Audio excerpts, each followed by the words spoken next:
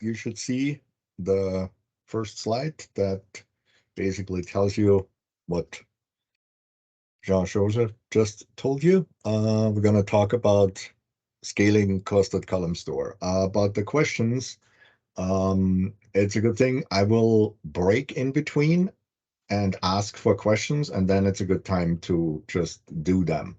Unfortunately, we're doing this through Teams, and my Teams license allows me not to see chat messages. I don't know how Microsoft managed to do that, but they did. So I cannot see your chat. I can write chat, but I can't see it. Don't ask me. That's the way it is. So I will break and ask for questions. You turn on your mic and ask the question, and I will try to answer. Yeah, so let's get started. A few words about me. I'm, as Jean already said, I'm old. I'm with SQL Server for almost 28 years now. And I build infrastructure for large corporations, organizations, and places that need that. I have not done much outside of SQL Server since the last 20 years. So that's my life. And let's get started. So before we start with Column Store, we have to do a very brief recap of how SQL Server was storing data before Clustered Columstore was available. Before that, we only had what we now call row store. Back then, it was just the way we store data because it was the only option. Yeah? So for each row of data in a table, there's a row header, which has a couple of bytes, doesn't matter how many, and it varies depending on the compression type and other stuff.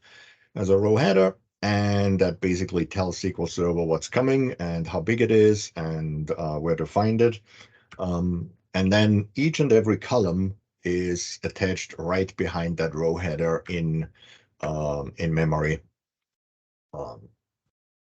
or as many columns as there are. And then the next row, which might have the same or a different size depending on the data and the data types used. Thing is, these records are stored on what's called pages. Pages are 8 kilobyte ranges in memory or on disk. Pages are the same on disk as they are in memory. And within a page, the rows are in no particular order. There's a slot array at the end of the page that has the order, but within the page, they are completely randomly stuck around. And then multiple of these pages make up an extent, and they have more rows and rows on it. Yeah. The problem was if you wrote a query that selected only column A and B, SQL Server still had to read in every page with all the columns from disk to process and answer your query. While in an OLTP system, this is probably not a big deal because you're going to use most of the columns in the table anyway, and they're small. And these days, you might be able to have enough memory to not have that an issue. In data warehouses and analytic systems, this is a different place. There's no way you have enough memory to run a whole data warehouse out of memory. Yeah? We're talking terabytes of data, going into the hundreds and often even petabytes of data these days now. You always have to scan the data from disk. And then it makes a big difference if you have a wide fact table that has 100 columns, if you only need to read 2 of them, or if you need to read all 100.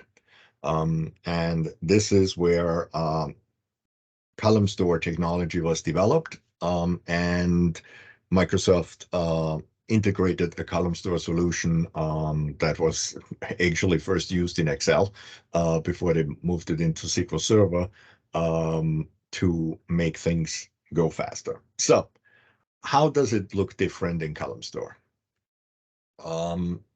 First, we already said we have column A, and then SQL Server stores the value for the first row, second row, third row, and so on in one block. And it does so for almost up to a little bit over 1 million rows at a time into one block. And then if the table has another column, it does the exact same thing, and so on. Okay? So if you have what we have before, now instead of storing the data row by row, it stores it column by column. Okay? Within these storage blocks, the order of the rows need to be the same, because otherwise there would be very confusion which ones belong together. But the individual columns are completely independent from each other. So if a query only needs column A and B, it doesn't have to even read the data from column C from disk or look at it. Yeah. So that's great. Up to this a little bit over 1 million rows is called a row group. And if a row group is full because you have more rows, SQL Server just starts another one, and so on. Yeah. So basically, the other difference is that column store is operated one row group at a time. Yeah. So I guess good. A little bit of history about column store, how it came to life. It started in SQL 2012, where you could create a column store on top of a regular table, and it was read-only, and basically made the table read-only, which in a data warehouse you could handle, but it was still very, very inconvenient because you needed to do some correction during the day of your data. You had to drop the index, to do the change, recreate the index. Really painful. Yeah. So not very many people used it in 2012. In 2014, clustered column stores, and this is what we are talking about today. Yeah. I have, since clustered column stores exist, I haven't used a column store on top of a regular table ever again. There's just, I could never come across a case. Yeah. Thing is, yeah. Since 2014, the data, the table becomes the column store. Yeah? So like when you have a regular heap and you put a clustered index on it, and the clustered index becomes the table. The same thing is here, the clustered column store becomes the table, and therefore the name that they call it clustered column store. Yeah? It has nothing to do with clustered indexes. I don't know why a clustered column store is even called an index, because kind of it is not. But that's what we have to deal with, the naming, so we have to stick with it so that we can all talk to each other about it. And interrupted deletes are now possible. I'm not saying that they are a good idea, and we will come to that in a brief, but it is definitely possible now. 2016, now even a secondary column store, the underlying table can be changed, and if the column store is on top of it, it will adjust. You can have filtered secondary indexes where you only have column store on a certain amount of the data and not on the other. Like you only have data on the active data, and all the old processed data you can filter out. And you can now have regular indexes on top of column store indexes. Also something I tried a lot to make it work, but again, I never found a case where it actually made sense. The moment I need lookup tables, a lookup of individual rows, clustered column store is, in my opinion, no longer the best candidate to store your data.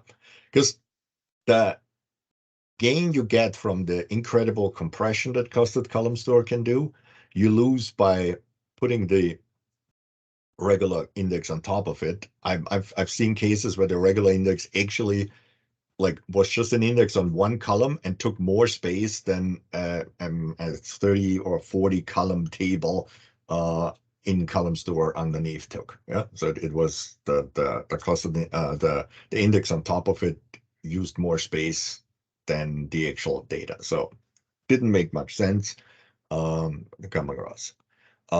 In 2017, Microsoft allowed us to put computed columns into column stores. That's fine. In 2019, we can finally create and rebuild them online.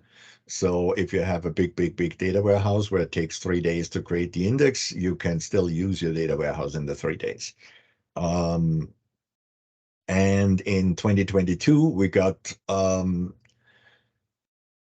very questionable new feature that solves the problem, but creates more new ones than thing is. So ordered clustered column stores, we will get to what the benefit of it is, but the problem is that it's only ordered if you create it with a max stop of 1, and max stop of 1 is on a large table for an index build a very bad idea. But hey, that's what we have. Looking forward to be next, where they might fix this, or maybe even in an update and a patch. So the goal is we want to build a fact table with column store that returns the results quickly, even with billions or trillions of rows in it. And when you just make a table, a clustered column store, it doesn't get magically faster. You have to put in some work. It's one of the features of SQL Server that needs a lot of best practices to be followed. It will work if you don't follow the best practices. It will just not work well. It will work very slowly, and you will see within this talk why, and you will hopefully understand and then know why you have to put in some work. Any questions so far? Good. So the first thing is we have to insert data into a column store. We create the column store, we define all the columns, we put in all the statements, we put it in our database, and now it comes to inserting data. You have every method of data insertion that SQL Server can do, you can do against a clustered index. You can do bulk inserts, you can do single row inserts, you can do multi-row inserts. This is when you have the insert statement with multiple value things on it. Or you can copy from another table into a column store index. They all work. But they come with a caveat. Yeah. And let's meet the first of your 2 new best friends that you will make today. It's the number 1,048,576. This is exactly how many rows fit into a row group. Yeah. And the goal is when you put data into a column store, this is the number of rows you should put in with a single operation. Yeah. So while you can insert row by row into a column store, it's a very, very bad idea. Or you can insert like 1,000 rows at a time. Again, it's possible, but it's not a good idea. So what I always do is I have a staging table where I put the data in first, and the moment I have enough rows to go, I'll take them with one statement and put them into the column store. Okay? And the reason why is, first, why this number? If you take the square root, it's 1,024. So someone at Microsoft thought 1,024 times 1,024 is a good number. Welcome to the powers of 2. So a row group comes this. Always insert this number of times. Yeah? If you insert less than 102,400 rows, yeah? So if you insert 1 row, 2 rows, 3 rows, or 102,400 rows, yeah? So that's about 10% of the number of rows that you can have in a row group. They are stored in a regular table. It's called a delta row group. Yeah. So what SQL Server does is it creates a regular table in the background and puts it there. And then every time you query your column store, SQL has to read the regular row store and union it together with the column store and make it thing. So if you have trickle inserts, 1 row at a time, onto a clustered column store index, you are effectively not using the clustered column store at all. Okay. If you insert more than that, you get a row group that is actually stored in clustered column store ways.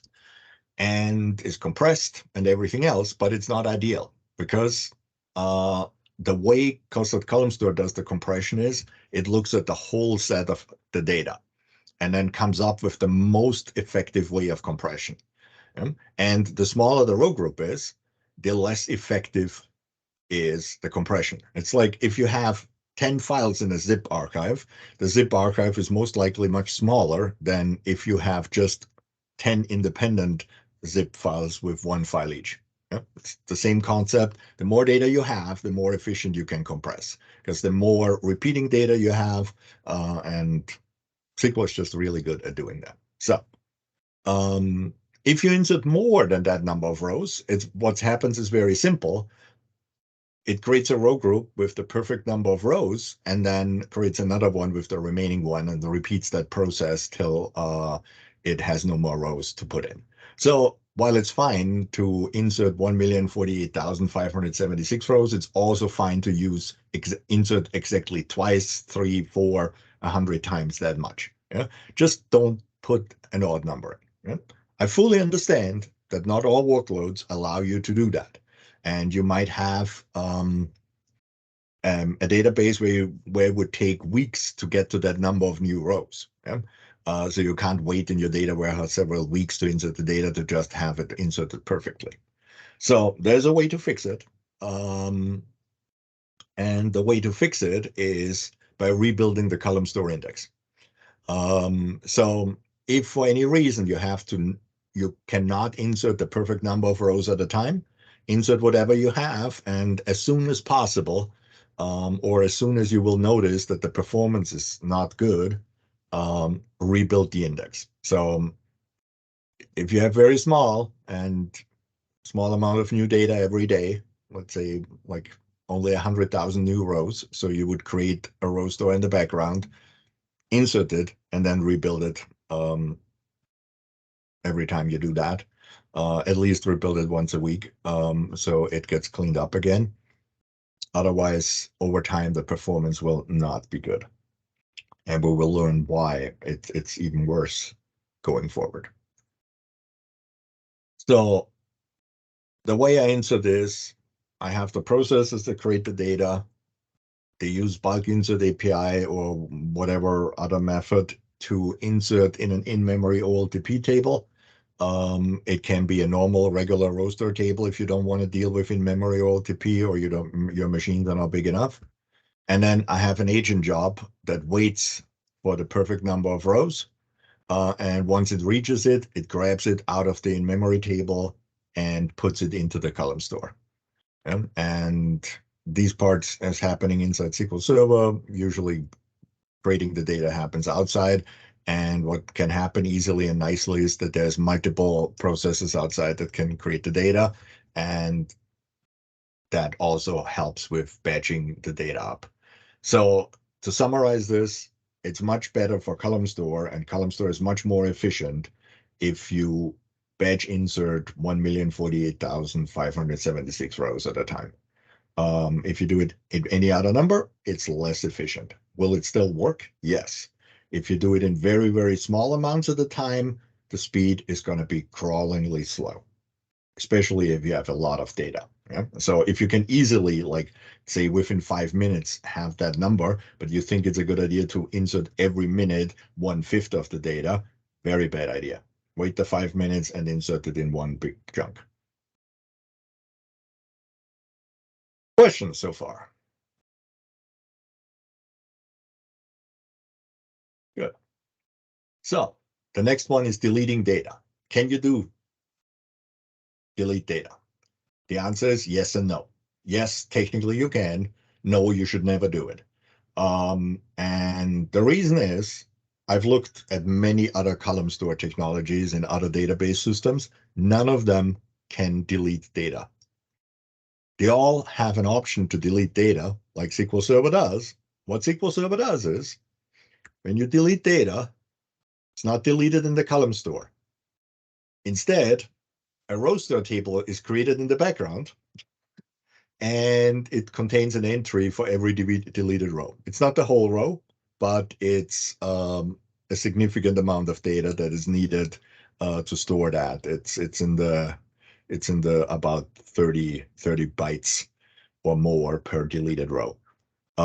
So if you insert it row by row, you're putting it into a table, and then if you're deleting it row by row or in bulk, it doesn't matter. It copies it into another table. And now every time you query it, it has to union together all three tables and remove and add the rows as needed. Yeah. So, yep. If you ever wondered why your column store indexes are slow after a couple of weeks of operations, look at the code that you're doing, and I'm pretty sure you're doing inserts and deletes. Yeah.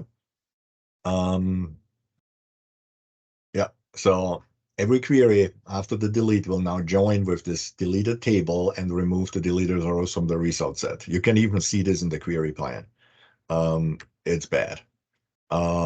The cleanup, same as with the inserts, you have to rebuild the column store index.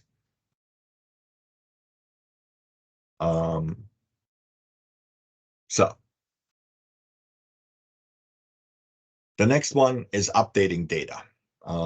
Again, technically it works. And if you've ever had the time and were really bored and you were examining the transaction log, how an insert is an update is actually done. An update is an insert followed by an update is a delete followed by an insert immediately thereafter of the new data. If you've ever written a trigger, you might see that there too, because you have your deleted and your insert tables. And that will create the data you have. So what we will learn, it's a very bad idea to delete rows, and it's a very bad idea to insert single rows. An update is always a guaranteed delete of a single row followed by an insert of a single row. Even if you update a million rows at a time, it's still done row by row internally. Things. So if you update your column store, you're basically taking the compressed data from the column store and you're moving it into two regular row store tables and have it there twice. This is why you should not do updates. They are an insert and delete followed by an insert. And the only way to clean that up again is rebuilding the column store index. Right? So while we got the ability to edit the column store, it should not be your regular process. It should be an exception. Have the data in a staging area until you know it's good to rest for a reasonable amount of time, and then put it in a column store. If you're constantly changing your data, don't put it in a column store. It's not effective. Yeah, you might see some compression quickly, but that will all be undone the first time you're changing the data. So good. Any questions on how to get data into the column store or deleting it? Or updating it for that matter. Good. So let's move on to how to select data. Selecting data in a column store is pretty straightforward. Why? Because there's only one access method for column stores, and that's a full table scan. Every time you read, you do a select. Even if you filter it down to a single row, SQL Server will read all the data in the column store it has to read to return you the result. As we said at the beginning, it will only pick and process the columns it needs to operate on, but it will look at each and every row of the column. So if you're not doing anything, you're just creating a clustered column store, and then you are selecting from it, you will probably scan the whole table every time.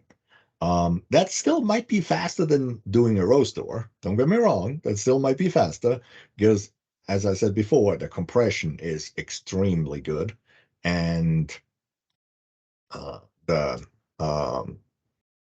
only having to read the columns that you need in a very wide table also saves a lot of I/O. So it might still be faster, but once you have billions and billions of rows, that becomes, and you don't need, your query doesn't need all the data in them. It only needs like 1 month or so out of it. It becomes very, very unpractical.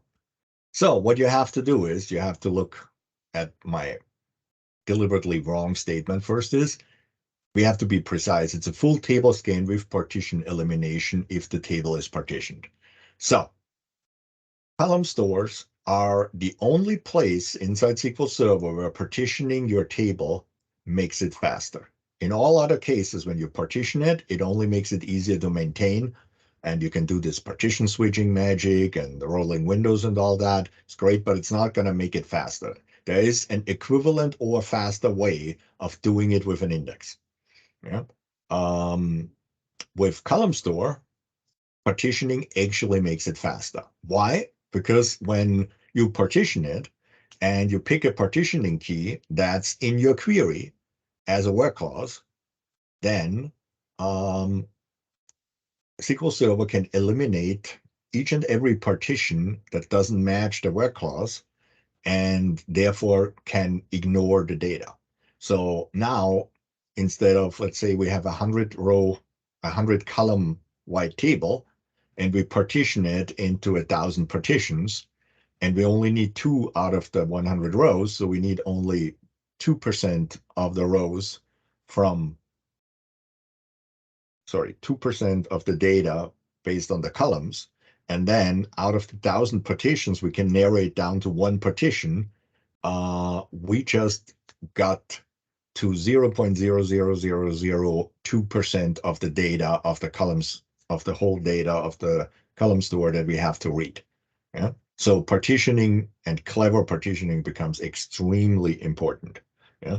The better you can pick your partitioning key, the better the performance of your queries is going to be. So my recommendation, always partition by a common search argument that narrows down the number of rows and partitions a lot. You have to consider partition limits. There's a theoretical 12,000 per table partition limit, so you cannot have more than 12,000 partitions. SQL will tell you with an error message, nope, you reached the limit. Practically, if you read all the forums, you should not go above 3,000. Once you go way above 3,000, it usually starts somewhere around 4,000, but you always should leave a little bit of a buffer. If you sort 4,000 columns, you will see funky behavior of SQL Server, of taking its time. It's not things. There was an original limit of 1,000 partitions, and it seems Microsoft tested their code very well for 1,000. When they ramped it up to 12,000, it works, but it's sometimes a little bit funky. So I would not recommend going above 3,000. 3,000 partitions is a lot. Yeah. Think about it.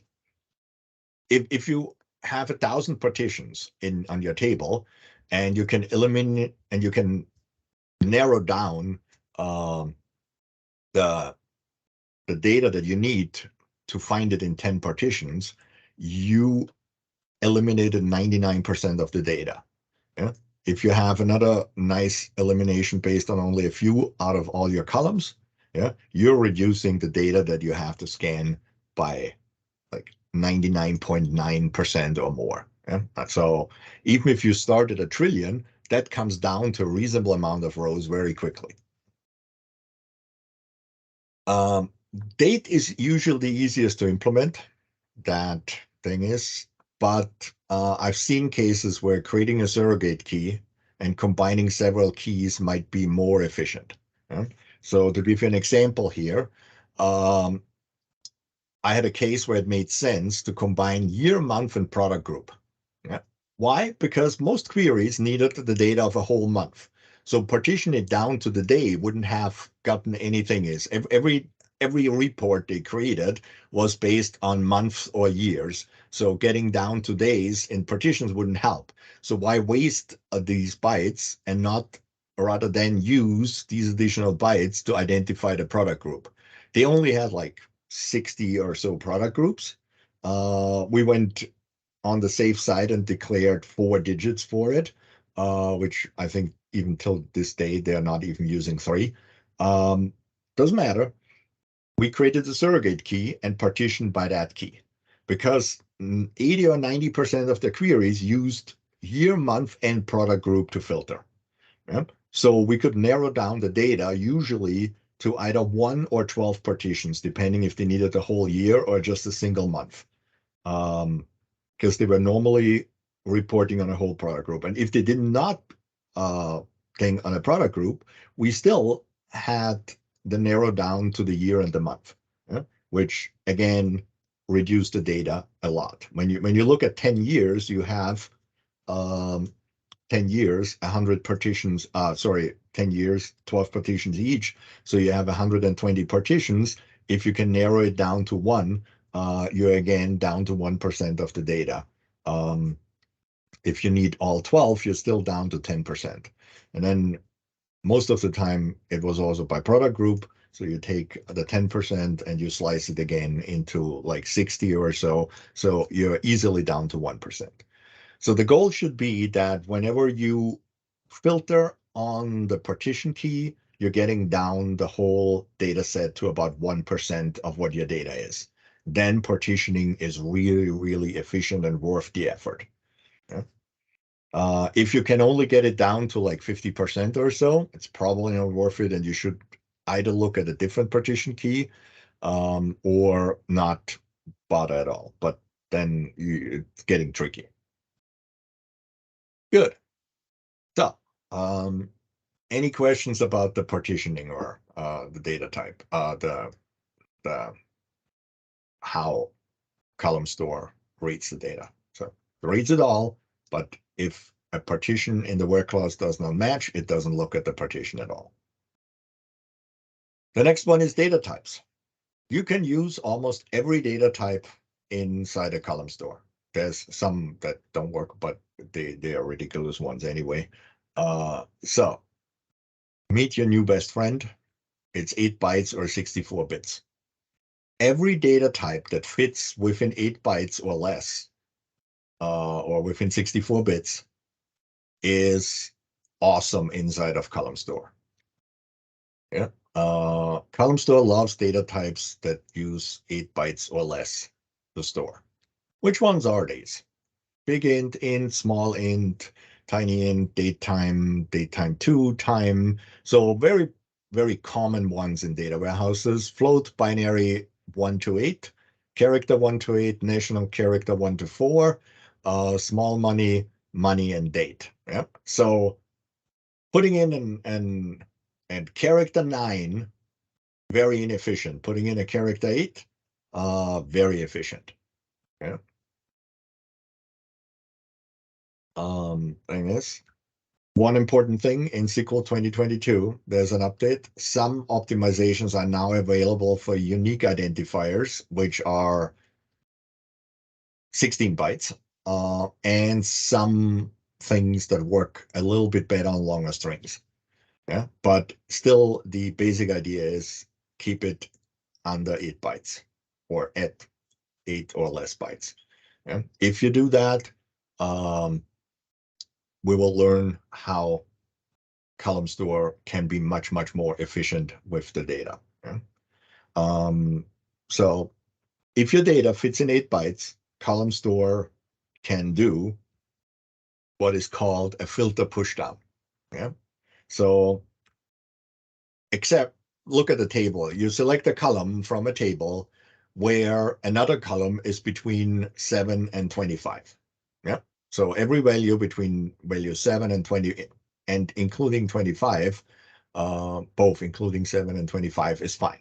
Yeah. So what you would have to do in a regular row store is read each and every row, and then apply the filter when it's good. In Columnstore, without pushdown, you only read the X and the Y column and do the same filtering then.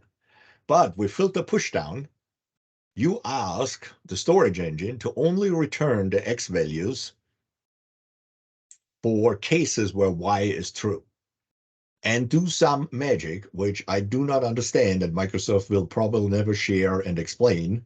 The storage engine can do that. Yep. So they can push down the filter, and therefore, as I said, in a regular row store, pull in all the rows, do the filtering. Thing is, if you use more than 8 bytes, it reads both columns and does it. If not, it just returns the value that you're looking for, the values, and not the other ones, which makes it much, much more efficient when you do that. Yeah, because everything you don't have to pull from disk and put into memory is making your queries faster. And remember, this is for data warehouses where there's nothing in the buffer pool. If you have a data warehouse and your fact tables fit in the buffer pool, good for you. But you're having a lot of memory. Normally, when your query is finished, the tail end of the data push the front end of the data already out of the buffer pool already. Yeah. We're talking terabytes on disks and gigabytes in RAM. Yeah. And with that, if you only have to pull in gigabytes instead of terabytes, this is what makes it fast. But filters are not the only thing you can push down. You can also push down simple aggregates. Which ones will be pushed down? There's no explanation. Yeah, a simple sum, a simple average, and so on. Yes, easily. Yeah, if you have complex math in them and you put one into the other and something like this, no, there's no more push down. Yeah, but if you have fairly simple aggregates of one or more rows, or you multiply two rows with each other and then sum them up or average them, that all works perfectly fine as a push down. If you do the push down, again, in a regular row store, you would have to read the whole row, do the aggregation, throw away the data. In column store with 8 more bytes, just read the X column and do the calculations. With 8 or less bytes, the storage engine just returns the aggregate result. And then for the whole row group, and then all SQL has to do is combine all the row group results. So instead of reading a million rows and giving you a million rows and you're doing the aggregate, storage engine just gives you the aggregate. If this happens, the performance is amazing. Yeah? I've seen cases where like a sum took milliseconds out of billions of rows. Yeah, because each row group just returned the value, and that's what done. Yeah, and keep in mind, if you have a billion rows, that's only 1,000 row groups. So 1,000 row groups, the metadata that returns that result can fit in a single page. So to have one of these aggregates, all SQL might have to do is read a single page in the memory and be done. Sorry. The third one that can be done if you have 8 or less bytes is what's called row group elimination. We've already went through elimination process in partitioning. So there was a way, if your filters matched the partitioning, they could ignore certain partitions. But they can also ignore row groups within a partition if they know that the data is not going to be in there. Let's have a look. Let's say you sequentially inserted the data of your customers. So in the first row group, you only have data from customers with custom ID 1, 3, 4, 5, and 6. And in the second row group, you have 8, 9, 11, and 15. Right?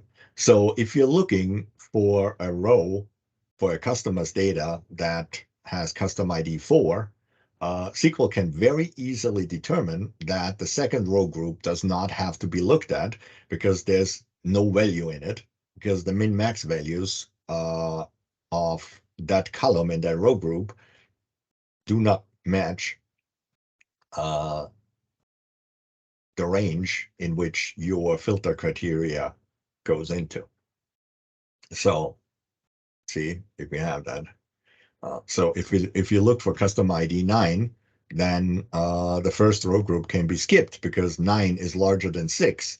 And we know that the smallest value is 1 and the largest value is 6 in that row group, so we don't have to look at it. And that gives you an insane effective tool when you pre-sort the data in and then insert them into the column store.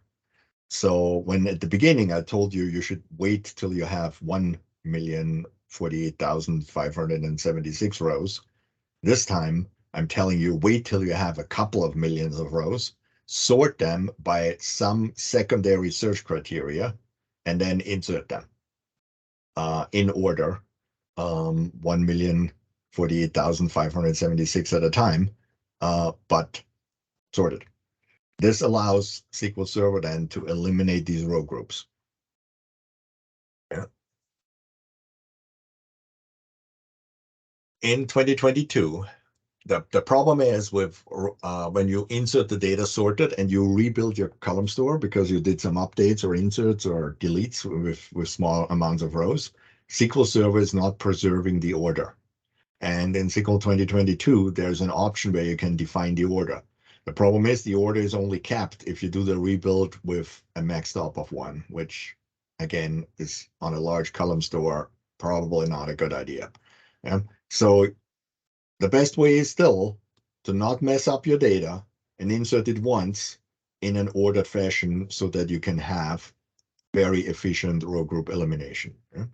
And again, let's do our example. We have 1 trillion rows.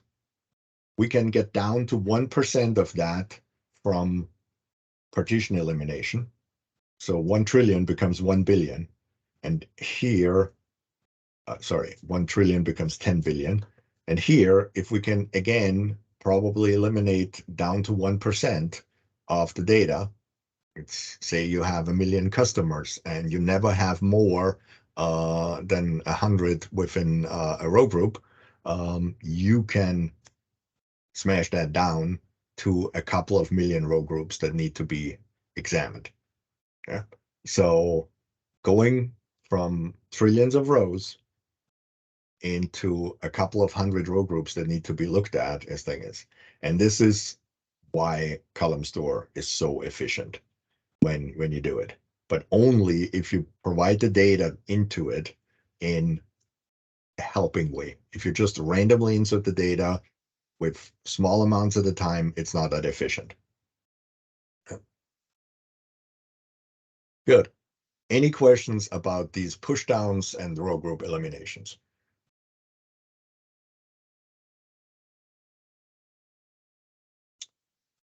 Good. So coming to batch mode. Batch mode is another thing that only works if you have 8 bytes or less in each data type. In, again, the most efficient way possible. The difference is regular roster queries are processed 1 row at a time. Even if they are set-oriented, internally SQL Server has to loop through the rows and do the work. And the way that is when you look at an execution plan, all these nice little icons and how they are connected with arrows, and then the data flows through it. Each one of these icons basically asks the previous icon for 1 row, give me 1 row, does its job, and then waits for the next icon to ask for that row again. And if you translate that into a regular example, you have an office and you ask your intern to fetch you 1 sheet of paper. And once he comes back and you ask him to fetch another sheet of paper, it will take a while to get 100 sheets. Yeah? If you ask him to grab 100 sheets in one go, he runs down the corridor into the mailroom, grabs 100 sheets, and comes back. Yeah?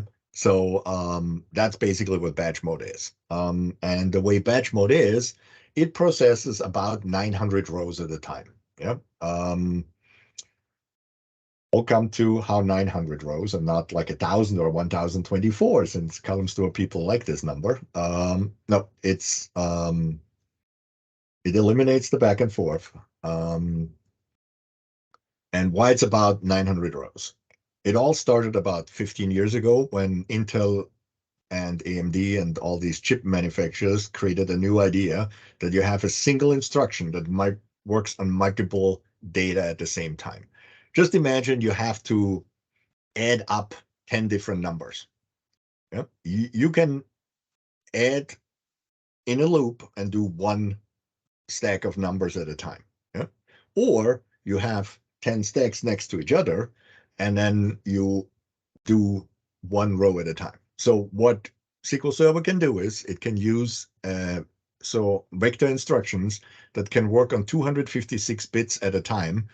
So that's 4 columns with 64 bits each, and this is where the 8 bytes come from. Yeah? So it can just work on one row in 4 columns at one time in one single instruction if it has to do the same on all 4 of them. And searching data, comparing data, compressing data, uncompressing data, all very identical operations, column by column. Yeah. And the reason, I think right now it's 938 or something, is the current actual number, is when you take these 64-bit values and you put a bunch of them into a 64 kilobyte space of memory, then you end up with 900 rows that fit into 64 kilobytes. And this is how batch mode works. It grabs 64K of memory, stuffs all the data it needs in there, and then handles all the operations it has to do on that block of memory in one go, with single instruction, multiple data operations, and then spits out the result on the other side. So instead of running hundreds of iterations of a loop, it divides this immediately by 4 because it can work on 4 things at the same time. And since it doesn't fetch row by row, it fetches the whole thing. It doesn't have to acquire ledgers and so all the time again and again. Makes it faster. That's what it is today. So what happens if you have more than 8 bytes? It still works. It just doesn't use any of these optimizations.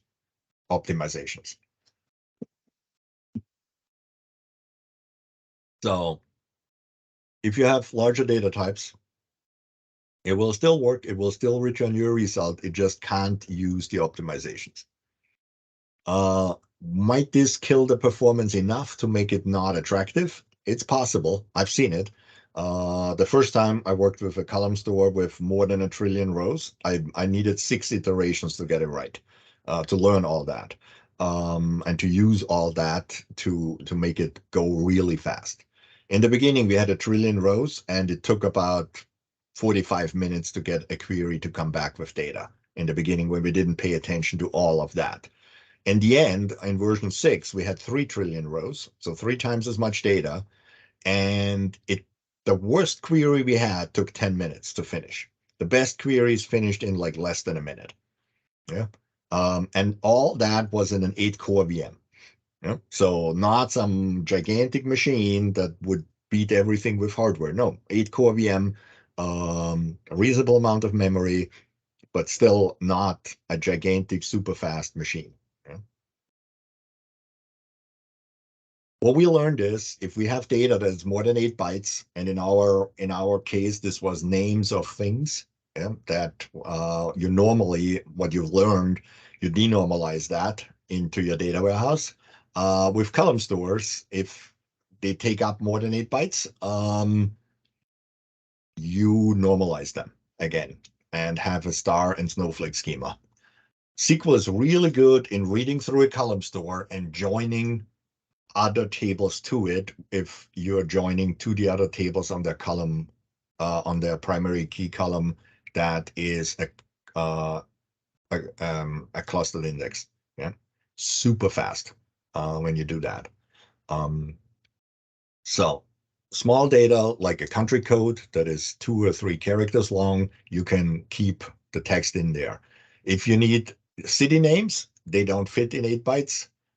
Put them in a lookup table and then have a city ID in there that you reference that easily fits into 8 bytes. Again, you don't have to, but if you want the performance, you need to do that.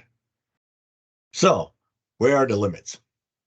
I don't know yet. I haven't found it. I haven't reached the limit yet. As I said before, I have a case with way over 3 trillion rows in a column store, and it's about 3 trillion, so that's a very large number. If you have an ID, it doesn't fit in integer anymore. You need a big int. We learned that the hard way. thing is, it takes about 15 terabytes of clustered column store. Yeah.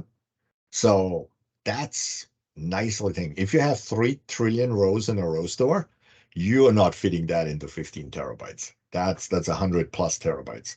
The last time I had a large table which had about 1.2 trillion rows in a row store, it took 250 terabytes. Yeah, reading 250 terabytes or reading 15 terabytes, that's a big difference. Yeah, thing is, in our case, the uncompressed row had 168 bytes of data, and we had a compression ratio there of 1 to 32. So that's less than 5.5 bytes per row. In row store, the row header is more than 5 bytes. So there's no way you can ever store it that efficiently in Degas, yeah? So we did all the goodies. We had the partition elimination things. So that's yeah. We did the math, and the row store would be over half a petabyte. Yeah. And because at some point we thought about dropping the clustered column store, resorting the whole data, and recreating it. And we decided, no, we have to do this partition by partition. We can't do the whole thing in one go. So where are the limits part 2? It's all about reducing the work. You can easily reach and build a clustered column store that doesn't work anymore because it takes too long. Yeah. But if you apply all or most of the guidelines we went through in today's presentation, you can make it super fast. So you have count stars, sum, aggregates, min, max, things, the typical things you have in a data warehouse. That is hopefully done with aggregate pushdown. See if you can get it to work there. Yeah. You might want to store more data. If, for example, a calculation inside one of these aggregates is too complex to push it down, you might think about putting a computed column in there that does the calculation and then just aggregate that. Thing is, we had a where clause for date and one more thing. In our case, that was the product group. So we had the year, month product group surrogate key. We used that through partition elimination. We had another where clause, case B, that we used row group elimination with most of the time. And this, we're talking about 80-90% of all queries filtered on both date A and B column. Yeah. So having partition elimination, row group elimination just removed 99.99% of the data every time we queried, and that made it possible. If you look at 15 petabytes and you eliminate 99% of the data, you're talking 100 gigs. If you add another 2 nines, you're talking about reading 1 gig of data. Reading 1 gig of data in today's storage, you can do this in a second or less. Yeah, reading a gigabyte per second is not unheard of. Yeah, so this is where this is going. Yeah, and C, in most cases we managed another one to have filter pushdown. Not all the time. Sometimes it gets too hard to do all this in one go, but we tried. And then group by a couple of columns was also handled by the aggregate pushdown in most cases. Yeah? So you take that and you run the whole thing in batch mode as much as you can. And you get, as I said, 3 trillion rows, and most queries, the worst queries answer in 10 minutes, and the best ones in a couple of seconds. Okay, so this is all I have on column store. There's many other things that need to be said or not, but to recap one more time, insert so that you have as large and as compressed row groups at a time. Try to pre-sort the data so that similar data is in row groups, so you can use row group elimination to not look at row groups when you filter.